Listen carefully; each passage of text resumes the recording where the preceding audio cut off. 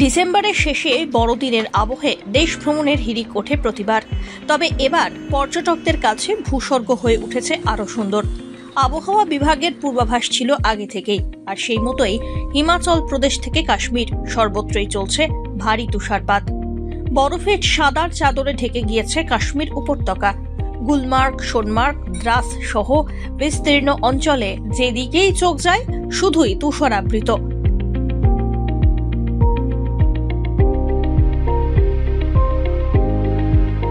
শ্রীনগরে এই মুহূর্তে তাপমাত্রা নেমেছে হিমাঙ্কের নিচে। চলতি সপ্তাহে শুরু থেকে উপত্যকায় তাপমাত্রার পারদ ঘোরাফেরা করছে -1 থেকে -3-4 ডিগ্রি সেলসিয়াসের আশেপাশে। এই দিন তাপমাত্রা নামল -3.6 ডিগ্রি সেলসিয়াসে। একই সঙ্গে জমে গিয়েছে ডাল লেকও।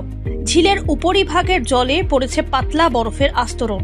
তবে গত দুদিন আগে তাপমাত্রা নেমেছিল আরও নিচে। স্থানীয়রা বলছেন, গত 50 বছরে এত ঠান্ডা সেখানে পড়েনি। 1974 সালের পর এই নিয়ে দ্বিতীয়বার এমন ঠান্ডা পড়ল শ্রীনগরে। 25 ডিসেম্বরের মুহূর্তে এক কথায় জমজমাট জম্মু ও কাশ্মীর। অন্যদিকে এই একই রকম অবস্থা হিমাচল প্রদেশ এবং উত্তরাখণ্ডেও। হিমাচলে প্রায় প্রত্যেক দিন চলছে তুষারপাত।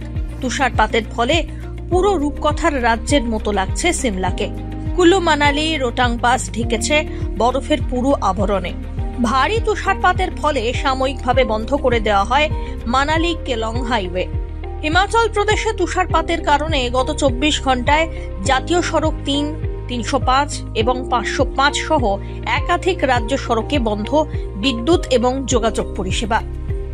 অন্যদিকে পিছিয়ে নেই উত্তরাখণ্ড।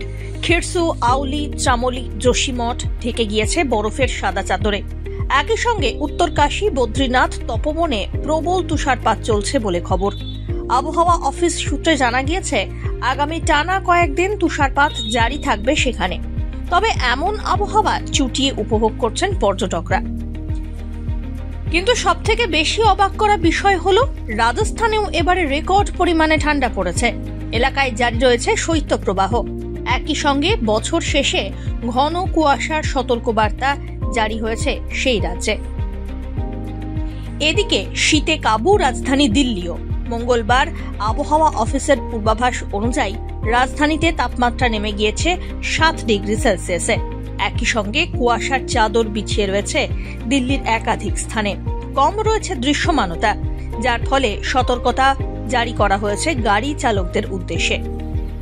পাশাপাশি ঘন কুয়াশায় ঢাকা পৃথিবীর আশ্চর্য তাজমহল। সব মিলিয়ে উত্তর ভারতে জাঁকিয়ে পড়েছে শীত।